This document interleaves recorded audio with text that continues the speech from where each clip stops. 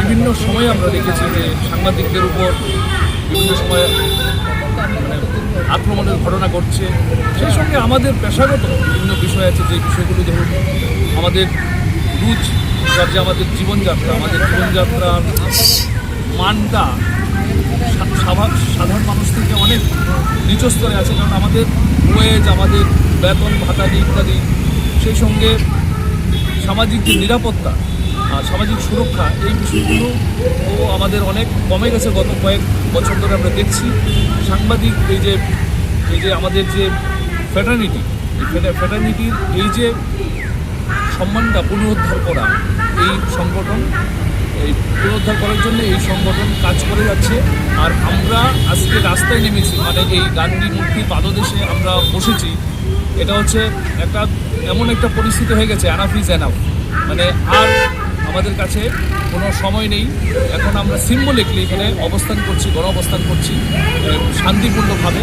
আগামী দিনেও আমরা এই ধরনের আন্দোলন করব। এই সাম্প্রতিককালেও আমাদের রাজ্যে দেখেছেন এই দুজন এডিটারের সঙ্গে এরকম ঘটনা ঘটেছে। এটারও আমরা তীব্র নিন্দা করি এবং একজন এডিটারের ছবির মধ্যে লাল রঙের ক্রস চিহ্ন দেওয়া হয়েছে, এটাকেও আমরা তীব্র নিন্দা করি। কারণ হচ্ছে এই ধরনের বিষয় এর আগে আমরা কখনো দেখিনি এই রাজ্যে। এইগুলো বন্ধ হওয়া উচিত। এই যে দূরত্ব তৈরি হচ্ছে, মানে দূরত্ব তৈরি করার যে চেষ্টা চলছে বিভিন্ন সাংবাদিকদের মধ্যে, সাংবাদিকের সঙ্গে সাংবাদিকের এবং রাজনেতা যারা আছে, যারা বিভিন্ন দল করেন, শাসক দলে যারা আছেন বা বিরোধী দলে যারা আছেন, তারাও দেখছি যে কখনো কখনো তাদের সুবিধা মতো সাংবাদিককে ব্যবহার করার একটা চেষ্টা তারা করে। যদি তাদের পক্ষে সাংবাদিকরা বলে তাহলে তারা ভালো, যদি সত্যি কথা তুলে ধরে, নির্ভীক সাংবাদিকতা আমরা করি, যারা করি, আমরা সত্যি কথা তুলে ধরলে আমরা তাদের শত্রু হয়ে যাই। এই যে বিষয়টা, এই গণতান্ত্রিক যে আমাদের ব্যবস্থা, এই গণতান্ত্রিক ব্যবস্থাকে টিকিয়ে রাখতে গেলে এই যে গণঅবস্থান আমরা বসেছি, মেইন যে উদ্দেশ্য সেটা হচ্ছে সাংবাদিকদের স্বার্থ রক্ষার জন্য। আপনারা লক্ষ্য করতে পারছেন যে বিগত সময়ে সাংবাদিকদের নিয়ে একটা অস্থির পরিবেশ সৃষ্টি করার একটা প্রয়াস চলছে প্রতিনিয়ত, যাতে করে আমরা লক্ষ্য করতে পারছি আমরা প্রতিনিয়ত হত্যা করছি। এবং বিশেষ করে কয়েকটি দাবি নিয়ে আজকে আমাদের এই জেডিইউটি আজকে এই গণঅবস্থান করছি আমরা। তো আমাদের উদ্দেশ্য তো আপনারা শুনতে পেয়েছেন, আমাদের যিনি সিনিয়র দাদা আছেন সুভাষ দা আপনাদেরকে বলেছেন। তো আমি এতটুকুই বলবো যে সাংবাদিকদের স্বার্থ সুরক্ষার জন্য এবং তাদের কাজ করার যে প্ল্যাটফর্ম, সেখানে স্বতঃস্ফূর্ততা দেওয়ার জন্য রাজ্য সরকার যাতে এগিয়ে আসেন এবং সদার্থক ভূমিকা ওনারা গ্রহণ করেন, সেই দাবি এবং সেই আশা রাখছে জেডিইউটি। পাশাপাশি এই জেডিইউটি কাজ করছে একমাত্র সাংবাদিকদের জন্য এবং আমরা আশা করব যে রাজ্যের যারা অন্য সাব ডিভিশনের যারা সাংবাদিকরা যারা রয়েছেন, ওনারাও হয়তো আজকে আমাদের এই অবস্থান সম্বন্ধে ওনারা জানবেন। এবং আমরা চাইবো আমরা একটা শক্তিশালী সংগঠন যে আমরা তৈরি করেছি, এই সংগঠন কিন্তু 3 বছর হয়েছে আমরা কাজ করছি এবং ভবিষ্যতে আমরা কাজ করব। কিন্তু আমাদের মূল উদ্দেশ্য থাকবে একটাই, সাংবাদিকদের সুরক্ষা এবং সাংবাদিকদের কাজ করার স্বতঃস্ফূর্ত প্ল্যাটফর্ম। এই দুটো দাবিকে সামনে রেখেই এই জেডিইউটি সামনের দিন এগিয়ে যাবে।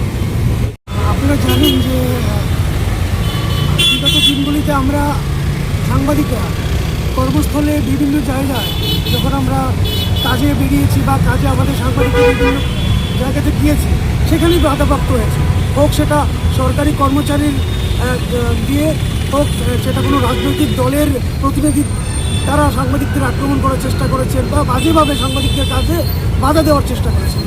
আমাদের কথা হলো, সাংবাদিকরা যদি সত্যটা তুলে না ধরে তাহলে এই সমাজে সত্যর মুখোমুখি হবে কি করে, সমাজ সত্যটাকে জানবে কি করে।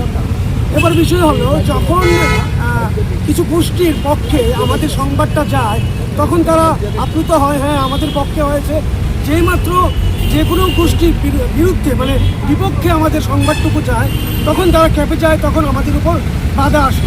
তো এই যে বিষয়গুলি আমরা উদ্বেগের সাথে দেখছি, এই বিষয়গুলি এইভাবে নেওয়া যায় না। সাংবাদিকরা স্বাধীনভাবে কাজ না করলে দেশ কীভাবে শক্ত হবে? স্বাধীন গণমাধ্যম মানেই শক্তিশালী দেশ।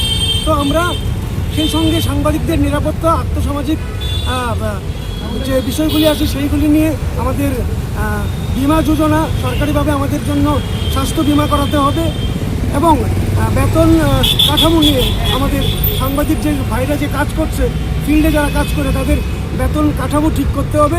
এই কিছু দাবি নিয়েই আমাদের আজকের এই গণ অবস্থান।